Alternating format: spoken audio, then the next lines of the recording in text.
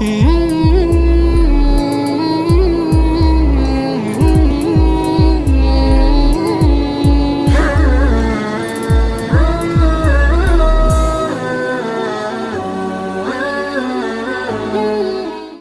باللہ من الشیطان الرجیم بسم اللہ الرحمن الرحیم وما خلقنا السماوات والأرض وما بينهما إلا بالحق وإن الساعة لآتية فاصفح الصفح الجميل إن ربك هو الخلاق العليم صدق اللہ العظیم۔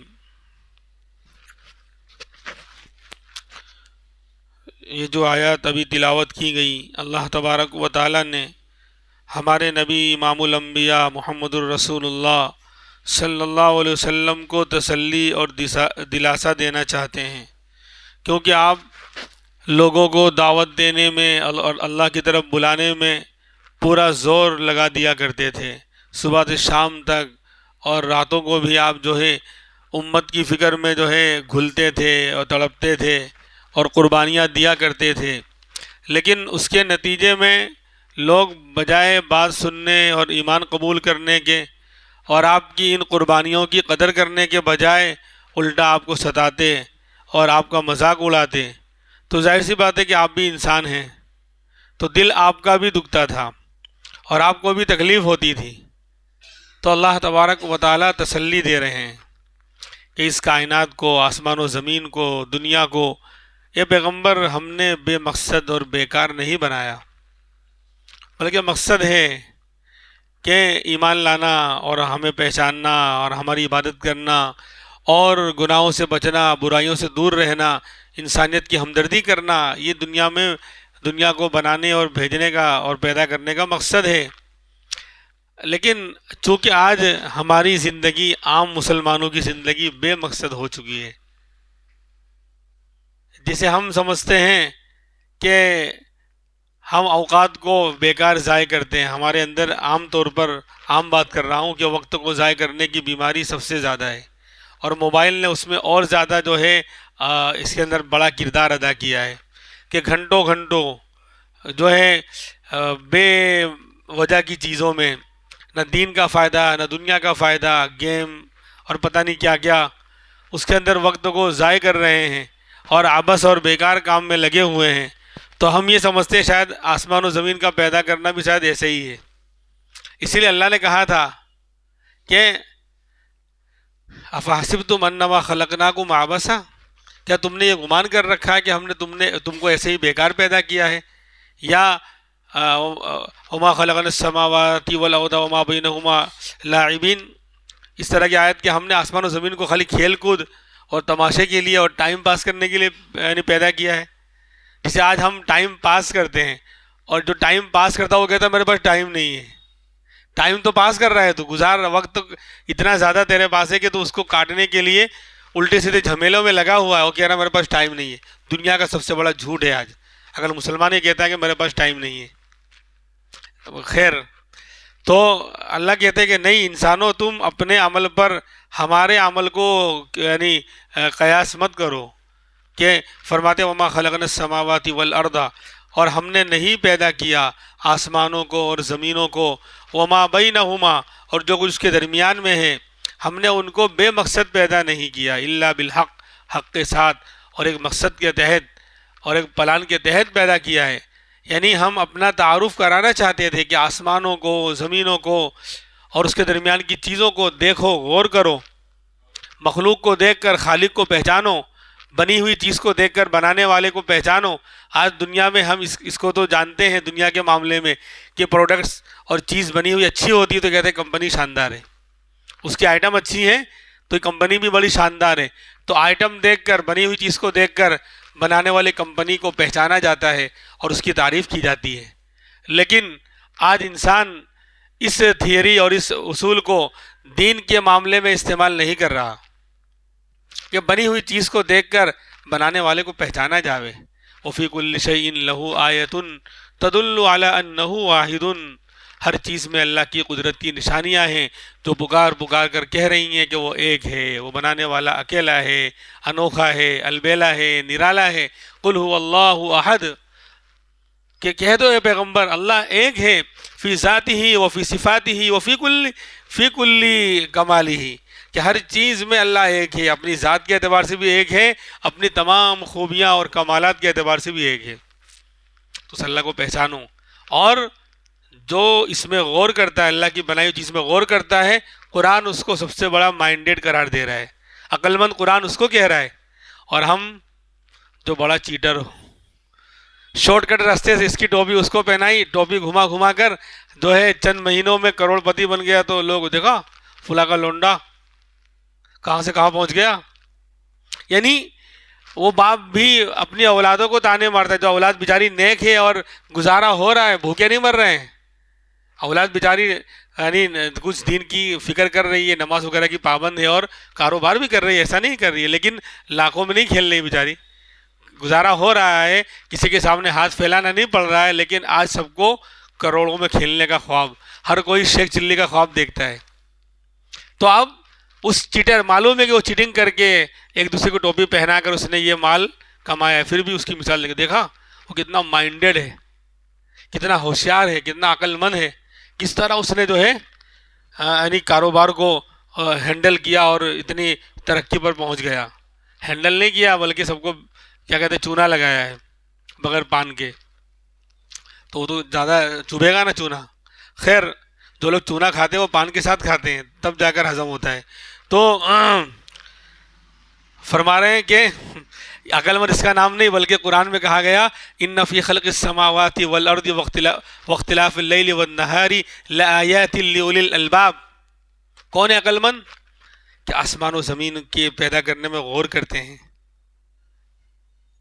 رات دن کے آنے جانے میں غور کرتے ہیں، اس میں نشانیاں عقل مندوں کے لیے ہیں۔ اور جب وہ غور کرتے ہیں تو پھر کیا کہتے ہیں؟ ربنا ما خلقت ھذا باطلا، اے ہمارے رب آپ نے ان کو بیکار پیدا نہیں کیا ہے، ٹائم پاس کرنے کے لیے پیدا نہیں کیا ہے، پب جی گیم کھیل کر اپنا وقت گزارنے کے لیے پیدا نہیں کیا ہے، بلکہ ایک مقصد کے تحت آپ نے پیدا کیا ہے۔ تو جو اللہ کی مخلوق میں غور کرے اور غور کر کے بنی ہوئی چیز سے بنانے والے کو پہچانے، وہ عقل مند۔ قرآن کی اصطلاح میں، قرآن کی تعریف کے مطابق وہ عقل مند ہے، اور ہم اس کو عقل مند کہتے ہیں، اور جو عقل مند ہے جس کی، اس کو عقل مند کہتے ہیں۔ بھائی جو چیٹنگ کر رہا ہے اس کی عقل ماری گئی ہے کہ چیٹنگ کا وبال یہاں پر بھی ہوگا اور مرنے کے بعد تو ہے ہی۔ خیر الٹے سیدھے دھندے کر کے، لوگوں کو ستا کر اور ظلم کر کے مال ایٹھنے والوں کو کبھی پنپتے نہیں دیکھا، ظلم کی ٹہنی صدا پھلتی نہیں اور ناؤ کاغذ کی صدا چلتی نہیں۔ ہاں ایک دن، دو دن، ایک سال، 2 سال، 5 سال، لیکن پھر ظلم کا وبال جو ہے وہ عجیب و غریب انداز سے اللہ جو ہے اس کو وبال کے اندر مبتلا کرتے ہیں، ہم حیران رہ جاتے ہیں بیماریوں کی شکل میں، اور ایسی بیماریاں آتی ہیں کہ گھسٹ گھسٹ کر، رگڑ رگڑ کر مرتا ہے۔ جتنے بھی بڑے، جنہوں نے بڑے بڑے ظلم کیے دنیا میں اور اللہ سے توبہ نہیں کی، توبہ کی توفیق نہیں ملی، ان کا آخری انجام آپ دیکھ سکتے ہیں۔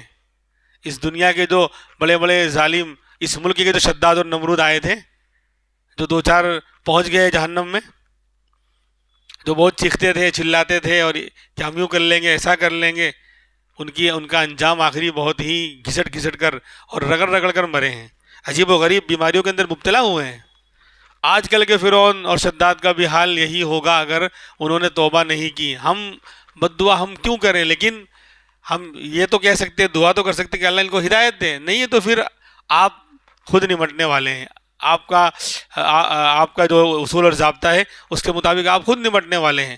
اس لیے آج کی رات بہت اہم ہے، اللہ سے مانگنے کی ضرورت ہے، اس ملک کے مسلمانوں کی اور یہاں اسلام کے بقا کی اور ہماری علامات اور شاعر کے باقی رہنے کی بہت بڑی کیا کہتے ہیں جنگ ہے۔ یہ ہمارا وجود، مسلمانوں کا اسلامی جو ہے تشخص، ہم جو آج داڑھی ٹوپی کے ساتھ اللہ کے گھر میں آرام سے 5 وقت کی نماز کا اہتمام کر رہے ہیں، قرآن کا سننا سنانا ہو رہا ہے، تفسیروں کا سننا سنانا، اللہ والوں کی باتیں ہم کہہ رہے ہیں، سن رہے ہیں، اس پر بہت کچھ فرق آ جائے گا۔ ظالموں نے، اس انسان سے نفرت کرنے والوں نے، انسانی دشمنوں نے بہت کچھ پلان بنا رکھا ہے، لیکن ہم نا امید نہیں ہیں، کیونکہ ہمارے پاس اللہ کی طاقت ہے، اللہ کی طاقت ہمارے پاس ہے، اس کو دھیان میں رکھنے استحضار کرنے کی ضرورت ہے اور اس اللہ سے تعلق قائم کرنے کی ضرورت ہے۔ ایمان والا گھبرا جائے اور نا امید ہو جائے یہ نہیں ہو سکتا۔ انہ لا یئس من روح اللہ الا القوم الکافرون، اللہ کی رحمت سے نا امید کافر ہو سکتا ہے، مسلمان نہیں ہو سکتا۔ ہاں ایمان کمزور ہوتا ہے تو نگاہ اللہ پر نہیں جاتی، لیکن مصیبت آتی ہے، دیکھو ہم یعنی ایمان والوں میں اور غیروں میں یہی تو فرق ہے کہ مصیبت آتی ہے، پریشانی آتی ہے تو غیر تو فوراً جو ہے سابرمتی میں چھلانگ لگا لے گا کہ میں نے جو ہے اپنی محنت کو خدا مانا تھا، میری محنت نے مجھے رزلٹ نہیں دیا، میں ناکام ہو گیا تو میں اب زندگی کو ختم کر رہا ہوں۔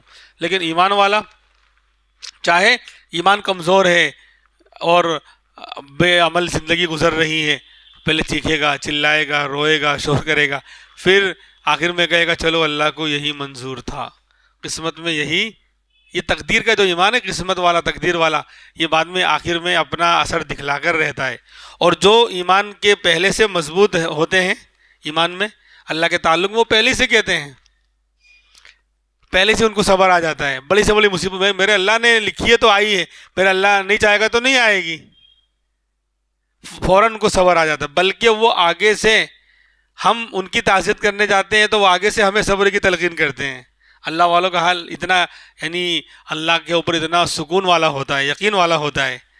علامہ قمر الزما صاحب الہ آبادی دامت برکاتہم، اللہ ان کی عمر میں برکت عطا فرمائے، گنے چنے چوٹی کے اللہ والوں میں رہ گئے ہیں۔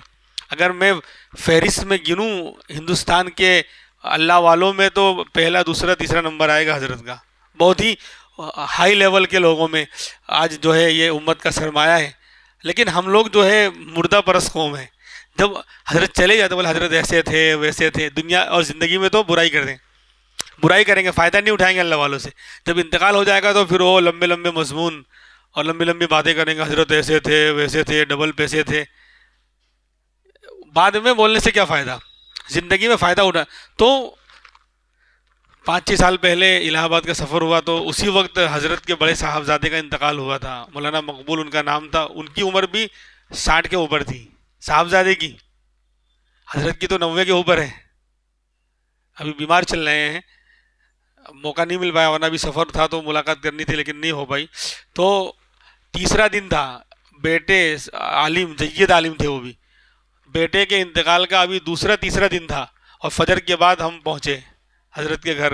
کریلی ایک علاقہ ہے الہ آباد میں، وہاں پر ان کا مدرسہ بھی ہے بہت بڑا، دارالمعارف کے نام سے، اور وہیں پر جو ایک گھر بھی ہے۔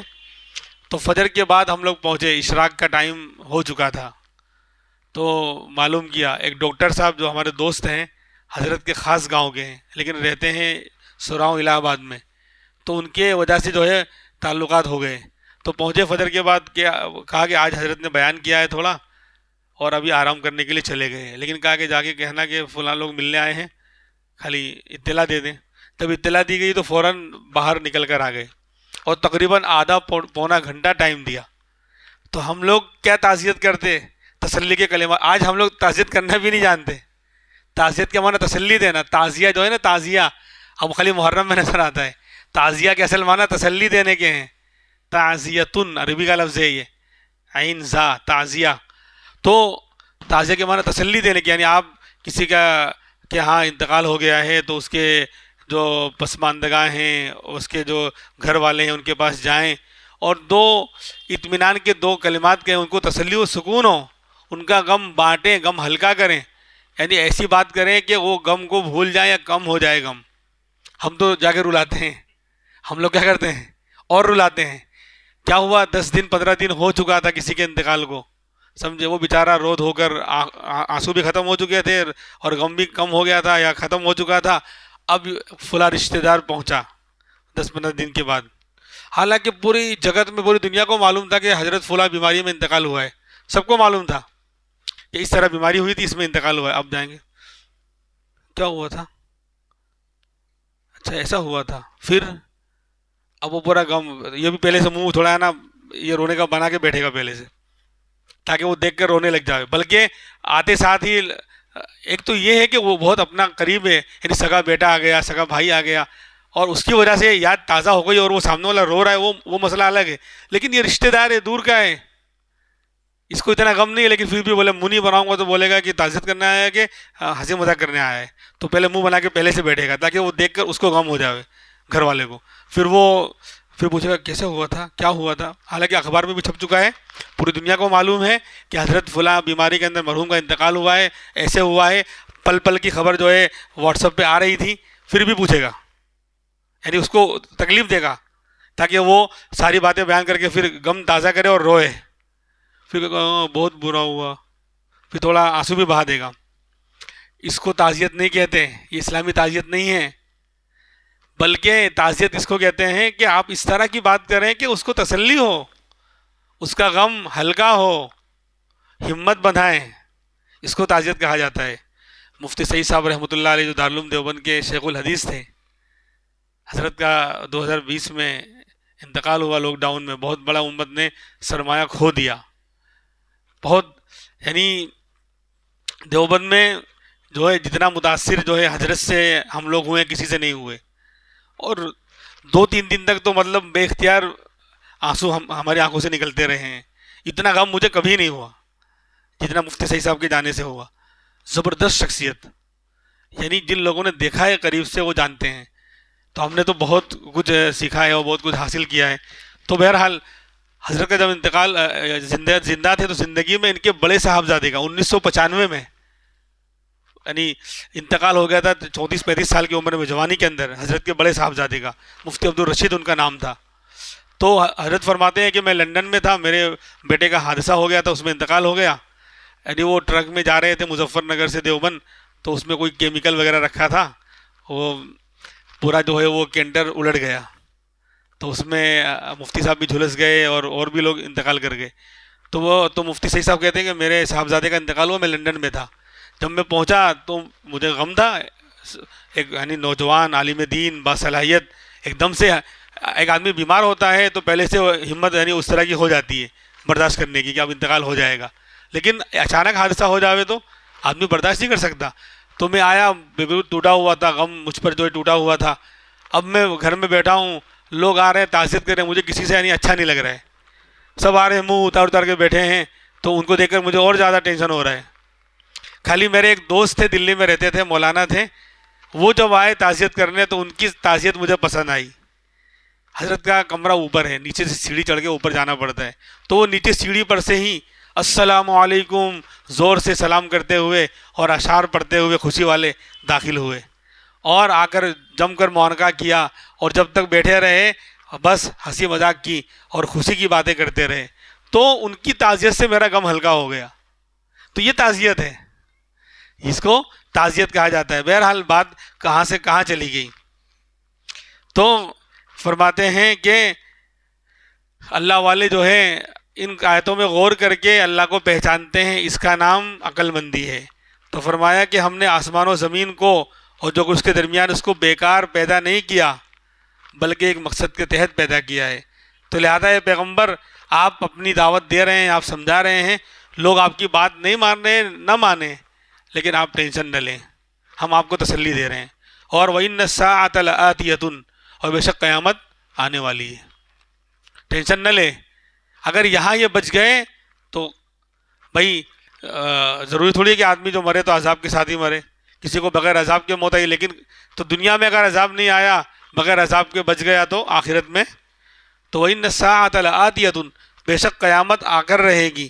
لہذا فَاصْفَحِ الصَّفْحَ الْجَمِيلَ، آپ ان کی شرارتوں سے اچھی طرح درگزر کیجئے، یعنی جواب نہ دیجئے، ان کی طرف دھیان نہ دیجئے، شکوہ شکایت نہ کیجئے. یہ جو کچھ کہہ رہے ہیں، آپ کو ستا رہے ہیں، آپ جو ہے خاموش رہیے، صبر کیجئے اور اچھے انداز سے درگزر کیجئے. کیوں؟ ان ربک هو الخلاق العلیم، بے شک آپ کا رب وہ بڑا پیدا کرنے والا، بڑا جاننے والا ہے، اچھی طرح جانتا ہے کہ میں نے کس کو کس طرح پیدا کیا اور کس کو ایمان ملا، کس کو نہیں ملا، تو کس کو عذاب دینا ہے، کس نے نبی کو ستایا ہے. اللہ اچھی طرح جانتا ہے، اللہ چھوڑے گا نہیں. وہ بڑا پیدا کرنے والا بھی ہے اور بڑا جاننے والا بھی ہے. تو آج یہ آیت ہمارے لیے بھی ہے کہ کوئی چیز اللہ کی ذات سے چھپی ہوئی، اللہ علیم ہے، بڑے علم والے ہیں، اس کا علم بڑا گہرا ہے، بے کنارہ ہے، اس کا کوئی کنارہ نہیں، اس لیے وہ اچھی طرح جان رہا ہے ہندوستان کے کس کونے میں کہاں کیا ہو رہا ہے، کون کیا کر رہا ہے، کس طرح کا پلان بنایا جا رہا ہے، مسلمانوں کے خلاف، انسانیت کے خلاف کیا ہو رہا ہے۔ ان ربک لبالمرصاد، آپ کا رب پورے گھات میں ہے، تمہیں کیمرہ نہیں کیا نظر ما چھو، چیت جو، کیا بولتے چیت جو، یعنی دھیان رکھنا۔ تو جب دنیا والے کیمرہ لگا کر اس طرح وارننگ دے سکتے ہیں کہ تمہاری پل پل کی خبر ہمیں ہے، موبائل دے دیا، یہ سب سے بڑا جو ہے یہ سیکورٹی والا ہے، سب سے بڑا CID تو موبائل ہے۔ آپ کہاں جا رہے ہیں، آپ نے کہاں کہاں سفر کیا، ہم تو بھول جائیں گے، لیکن موبائل سب بتائے گا، کس وقت کا کتنے بج کر کتنے منٹ پر آپ کہاں سے گزرے تھے، ٹھہرے نہیں، خالی گزرے تھے، وہ بھی بتائے گا۔ تو جب انسان ایسا موبائل بنا سکتا ہے تو اس موبائل کے بنانے والے انسان کو جس نے بنایا ہے، کیا وہ ہر چیز پر نگاہ نہیں رکھ سکتا؟ تو یہ نہ سمجھیں کہ اللہ کی مدد نہیں آ رہی، پتہ نہیں اللہ کو شاید معلوم نہیں ہے انہوں نے کیا پلان بنایا ہے، میٹنگ کیا ہوئی ہے پارلیمنٹ میں یا چھپ کر، سب معلوم ہے اللہ کو، لیکن وجہ اس کی یہ ہے کہ اللہ کی مدد کب آئے گی؟ جب ہم دین کی مدد کریں گے، اور دین کی مدد میں پہلی سیڑھی ہے کہ اپنے اوپر تو کم سے کم اپنی ذات پر اللہ کے احکام کو لاگو کریں، فرض نماز وغیرہ کا اہتمام کریں، فرائض واجبات، اور گناہوں سے بچیں، اور پھر لوگوں کو بھی اس پر آنے کی دعوت دیں، تو دین کی مدد ہوگی تو اللہ ہماری مدد کرے گا، سیدھی سی بات ہے۔ اس لیے اللہ کی مدد کو اتروانے کی ضرورت ہے۔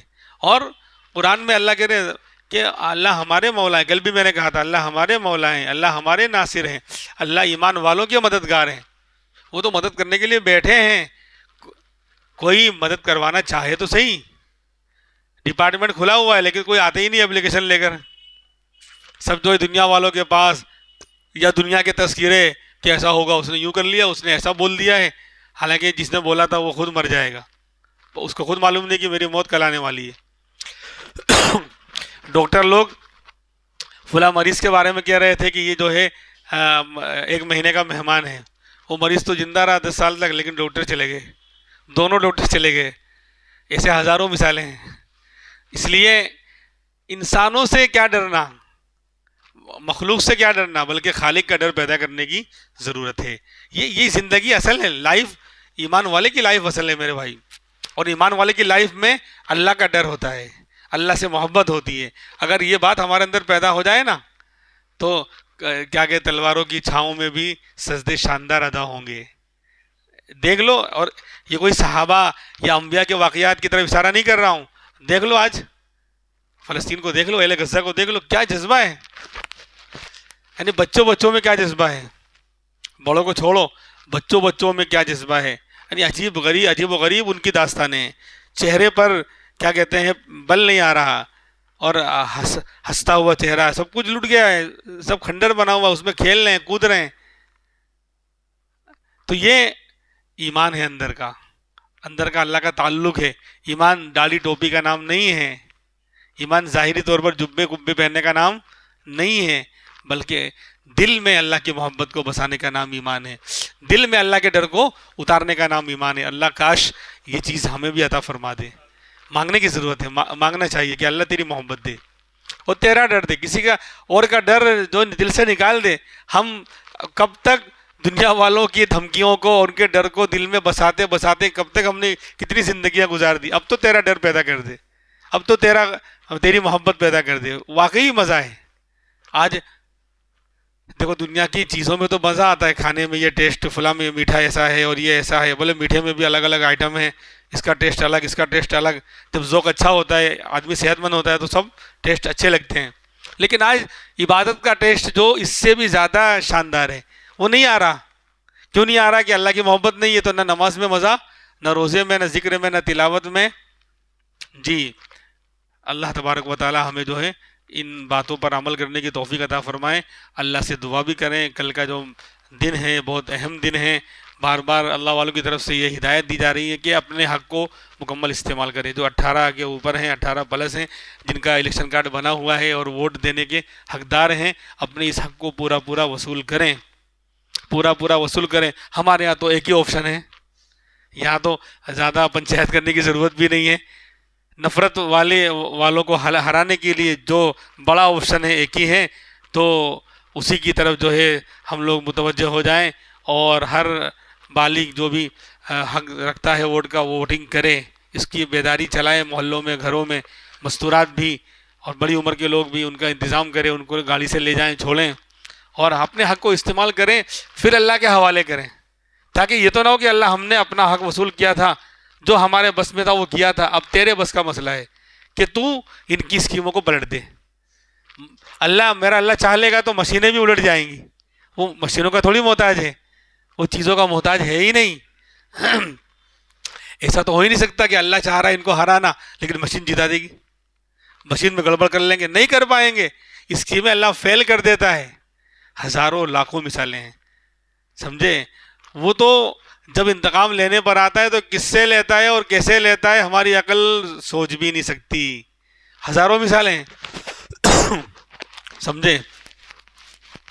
تو نمرود کو مارنا تھا تو بڑے بادشاہ تھا تو لشکر بھیجتے نا. عقل کیا کہے گی کہ بادشاہ ہے تو اس کے مقابل میں کوئی بڑی فوج والا لشکر بھیجنا چاہیے تاکہ ٹکر ہو، مقابلہ ہو، پھر اس کو ہراوے. لیکن کیا کیا؟ پشے کارش کفایت ساختہ. شیخ فرید الدتار رحمۃ اللہ علیہ نے، واہ فارسی بہت شیریں اور میٹھی زبان ہے، بہت اچھا لگتا ہے کہ سوئے او خسمے کے تیر انداختہ، پشے کارش کفایت ساختہ.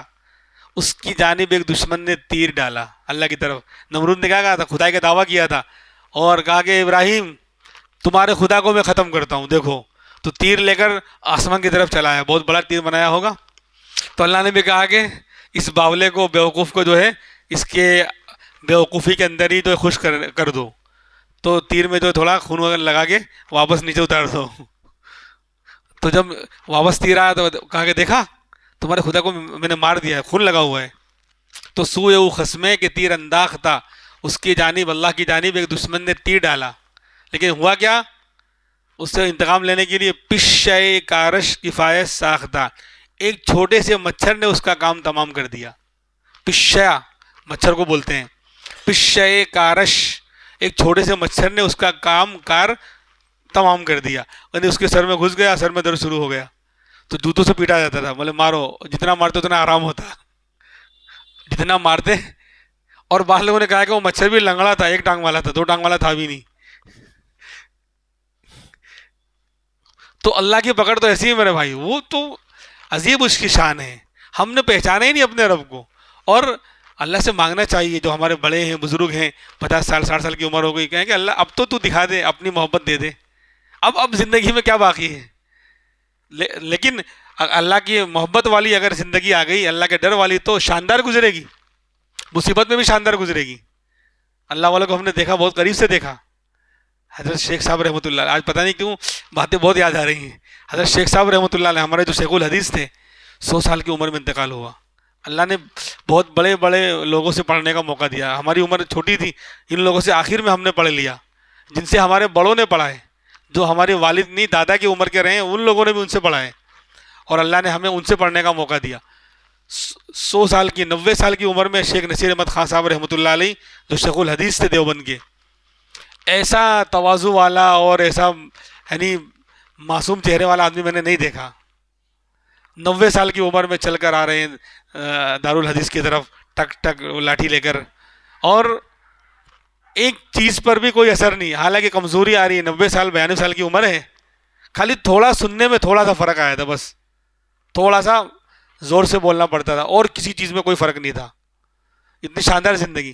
اور بیٹھ کر اس طرح بات کرتے جس طرح مطلب ایک جوان آپس میں نہیں مستی کر رہا ہے، بات کر رہا ہے ایک دم فری ہو کر، کوئی روب نہیں، کوئی وہ نہیں، ایک دم فری، پاس میں بٹھا کر. اور آواز اتنی شاندار ہوتی تھی. کبھی لائٹ چلی جاتی تھی، 1000 کا مجمع ہوتا تھا آخری سال میں، تو دوسرے استاد تو چپ ہو جاتے تھے کہ جب لائٹ چلے گی، جنریٹر چالو ہوگا تو مائک چالو ہوگا تو بولیں گے. حضرت بولتے رہتے تھے. 90 سال کی عمر میں اتنی خطرناک اور بھاری آواز تھی کہ سب کو پہنچتی تھی. یہ سب معجزات تھے. تو بہرحال اللہ والوں کی زندگی. اور جب انتقال کا وقت آیا خاص وہ مجھے بتانا ہے. جب انتقال کا وقت ہے رات کو 2-2:30 بجے انتقال ہوا. 2010 کی بات ہے, مارچ کا مہینہ تھا. تو اس سے پہلے کہنے لگے قاری شفیق صاحب وہاں دارالعلوم کے استاد ہیں اور حضرت کے گاؤں کے ہی ہیں, وہ تو کافی چھوٹے ہیں ان سے.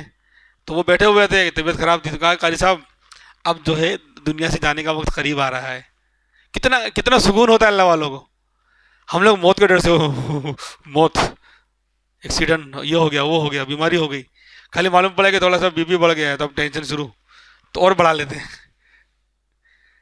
تو ان کو کیا کہ قاری صاحب دیکھو ایسا لگ رہا ہے کہ اب میرا وقت قریب آ رہا ہے, ایک کام کرو تم بھی سورہ یاسین پڑھو, میں بھی سورہ یاسین پڑھتا ہوں, تاکہ اللہ جو ہے موت کو آسان کرے. آپ بتاؤ ایسے وقت میں انسان کو ہوش ہوتا ہے؟ اچھے اچھوں کو ہوش نہیں ہوتا. تکلیف ایسی ہوتی ہے اس وقت کی, لیکن خود کہہ رہے ہیں کہ تم بھی سورہ یاسین پڑھو, میں بھی پڑھتا ہوں, تاکہ اللہ جان نکلنے کو آسان کر دے. تو بولے قاری صاحب کہتے ہیں میں نے پڑھنا شروع کیا, حضرت نے بھی پڑھنا شروع کیا, پتہ نہیں کب جان نکلی, پتہ ہی نہیں چلا. سورہ یاسین پڑھتے پڑھتے ایک دم سے بس آنکھ بند ہو گئی. اتنی آسانی کے ساتھ, جیسے آٹے میں سے بال کو نکال لیا ہو, آٹے میں سے بال کو نکال لیا ہو, ایسی موت یعنی آتی ہے. تو اللہ والوں کی, تو ہم یہ چاہتے ہیں جو لوگ ہمارے بڑے ہیں بلکہ سب کے لیے کہ اللہ کی محبت پیدا کریں, مخلوق کا ڈر نکالیں, اللہ کا ڈر پیدا کریں, تو زندگی شاندار ہو جائے گی. بڑی سی بڑی مصیبت آئے گی, بندہ ڈرے گا نہیں, گھبرائے گا نہیں, اور اس کو پیدا کرنے کی ضرورت ہے. زندگی بڑی شاندار گزرے گی. حالات ہوں گے تو بھی ٹینشن نہیں ہوگا, اللہ پر یقین ہے, اللہ کی محبت ہے. اللہ وہ تھوڑا سا ذائقہ ہمیں بھی عطا فرما دے تاکہ زندگی کا مزہ ہی کچھ اور ہو جائے. اللہ تبارک و تعالیٰ جو باتیں کہی گئی اس پر عمل کرنے کی توفیق عطا فرمائے, اور اللہ کل کے دن کو ایک فیصلہ کن دن, کامیابی والا دن, اور امت کے حق میں, مسلمانوں کے حق میں, اس ملک کے حق میں جو بہتر ہو وہ بہتر اللہ فیصلہ فرمائے, کامیابی عطا فرمائے. ہر طرح کے شریر اور فتنہ فساد کرنے والوں کو اللہ جو ہے ذلیل اور رسوا کرے, اور جو لوگ انسانیت پسند ہیں, امن پسند ہیں, ایسے لوگوں کے ہاتھ میں اللہ جو ہے اپنے اس ملک کی باغ دوڑ اور حکومت عطا فرمائے. یہ دعا اللہ سے کرنی چاہیے. سبحان اللہ و بحمدہ, سبحانک اللہم و بحمدک, ونشہد ان لا الہ الا انت, ونستغفرک ونتوب الیک. سبحان ربک رب العزت عما یصفون, وسلام علی المرسلین, والحمد للہ رب العالمین.